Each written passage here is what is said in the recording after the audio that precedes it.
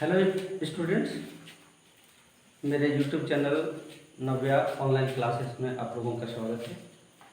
आज मैं क्लास 10 के लिए एक टॉपिक लेकर के आया हूँ।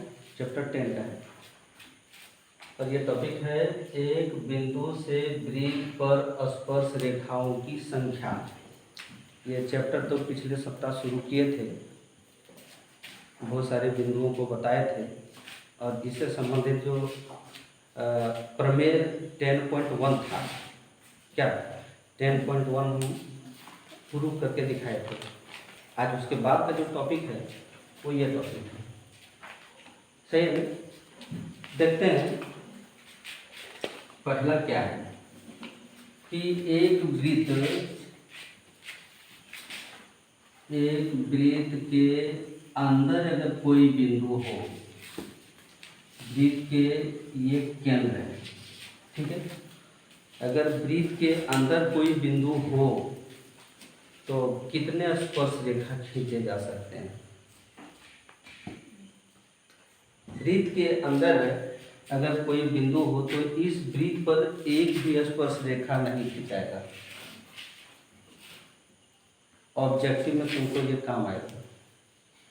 वृत्त के अभ्यंतर अगर कोई बिंदु स्थित हो तो स्पर्श रेखाओं की संख्या 0। स्पर्श रेखाओं की संख्या 0, मतलब एक भी स्पर्श रेखा हम नहीं खींच पाएंगे।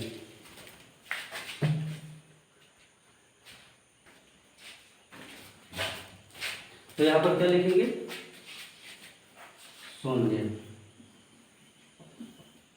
ये सब ठीक से लिखना चाहिए।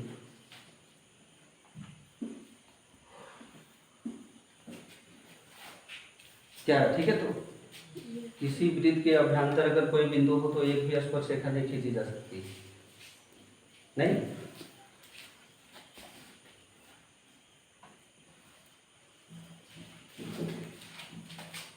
पॉइंट नंबर 2 आ जाओ। यदि कोई वृत्त है और वृत्त की परिधि पर कोई बिंदु स्थित हो, ठीक से नहीं होगा।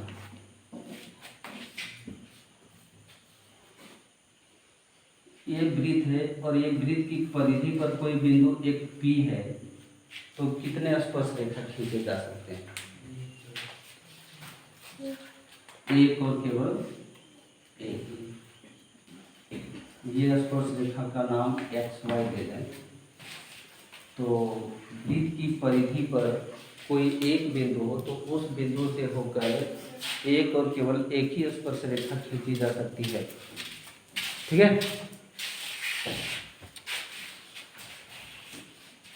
तो यहाँ पर लिखेंगे एक। और क्या चीज़ इसमें?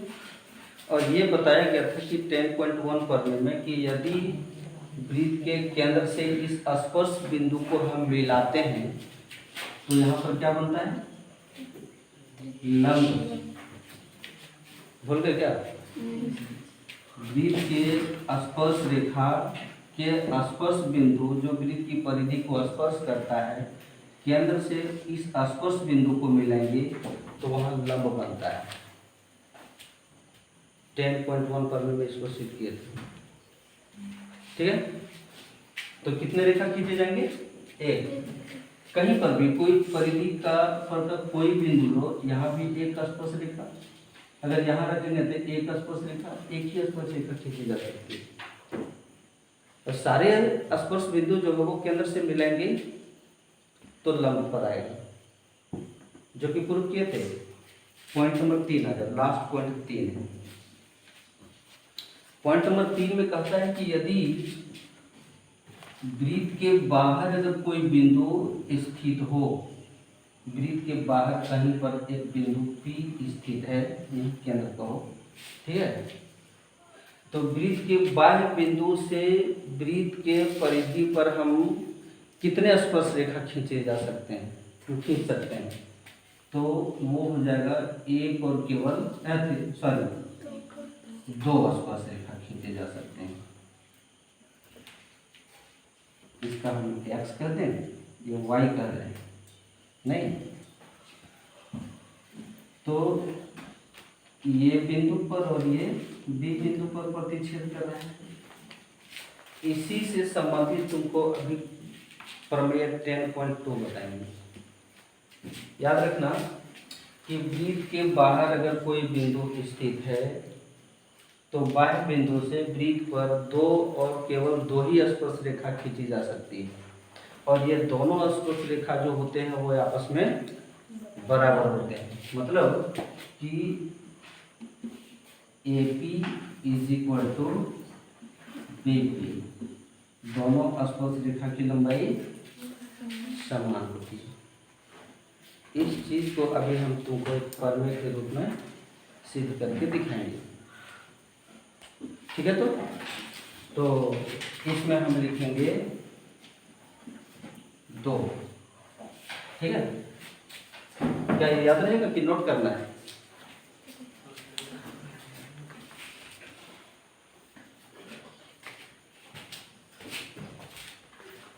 देख आते हैं हम लोग प्रमेय 10.2 क्या करता है? बाह्य बिंदु से वृत्त पर खींची गई स्पर्श रेखाओं की लंबाइयां समान होती है। अभी अभी तुमको बताए ऊपर में कि किसी वृत्त के बाह्य बिंदु से कितने स्पर्श रेखा खींचे जा सकते हैं। ये दो स्पर्श रेखा जो है होंगे उनकी लंबाइयां समान होती है, वो सिद्ध करना है। नहीं तो सबसे पहले इसमें फिगर आता है, फिगर बना।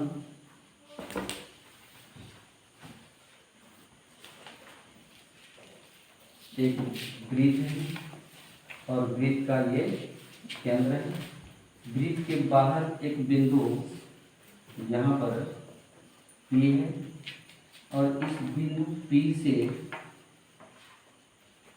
एक स्पर्श किरण बोले इसको A, और एक दूसरा स्पर्श किरण हम अगर बोले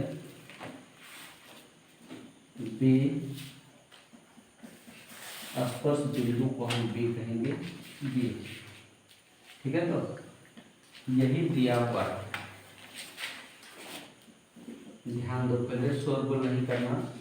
दिया है ओ केंद्र के एक वृत्त के बाहर एक बिंदु P है।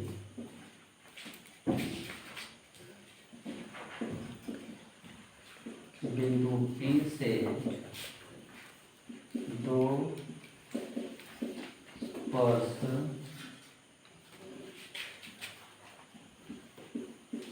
रेखा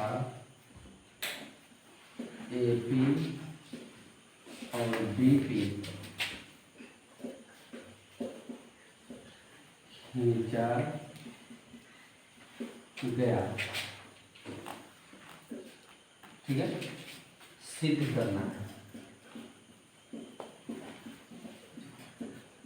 सिद्ध करना है। क्या सिद्ध करना कि यह स्पर्श रेखा AP is equal to BP। इसको सिद्ध करने के लिए रचना की आवश्यकता है। नहीं, रचना क्या करेंगे? एक रचना लिखते हैं। रचना केंद्र O से A, B और P को मिलाया गया। फिगर में मिला देते हैं, ठीक है। केंद्र O से A को मिला दिए, B को मिला दिए और ये P को मिला दिए, ठीक है। पता होना चाहिए कि इस प्रकार यहाँ दो त्रिभुज बना हुआ है। एक त्रिभुज OAP और एक दूसरा त्रिभुज OBP, ठीक है। OAP OBP, दो त्रिभुज है। कैसा त्रिभुज है? कैसा त्रिभुज है? समकोण त्रिभुज है। क्यों समकोण त्रिभुज है? स्पर्श बिंदु पर लंब होता है वहां में, यानी यहाँ पर लंब और यहाँ पर लंब, ये दोनों त्रिभुज को सर्वांग सम सिद्ध कर देना है। फिर CPCT लगा देंगे, नहीं तो आते हैं प्रमाण में। ध्यान देना तुम लोग, प्रमाण, ठीक है। लिखेंगे त्रिभुज OAP और त्रिभुज OBP में हम कैसे सर्वांग सम करेंगे? कौन सा कसौटी लेंगे? यस। कैसे? एक भुजा कौन सा?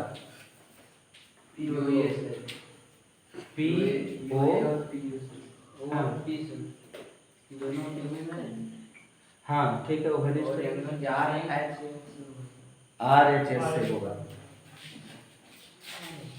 RHS से कैसे होगा? R फॉर राइट एंगल, समकोण बन रहा है दोनों में।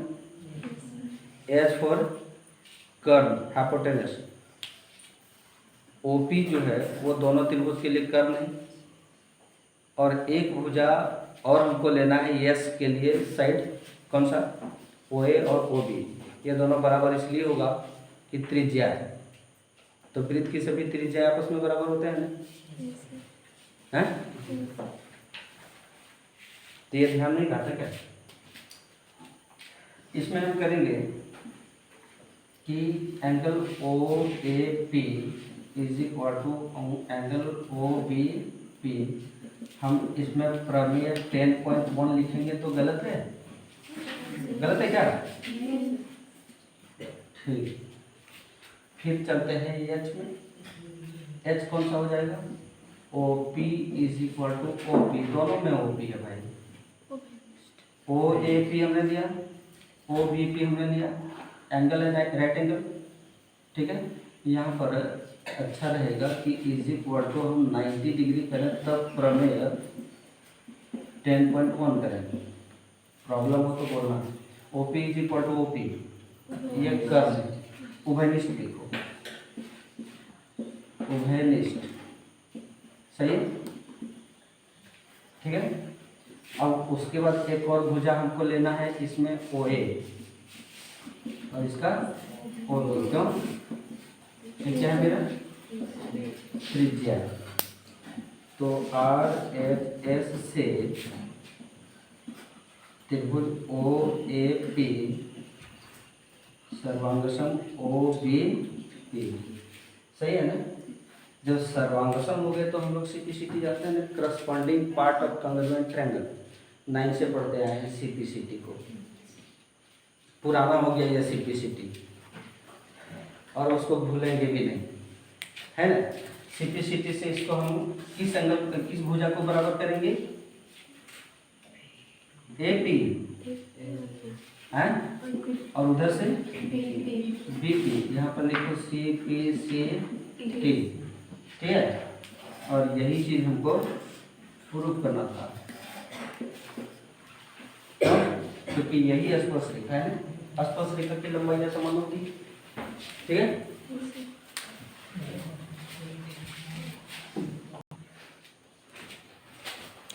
ये वीडियो अगर आप लोगों को अच्छा लगा हो तो लाइक करें और सब्सक्राइब करें, ताकि समय समय पर आप लोगों को नोटिफिकेशन जाते रहे। और ये भी ना भूलें कि अपने दोस्तों को भी शेयर करें।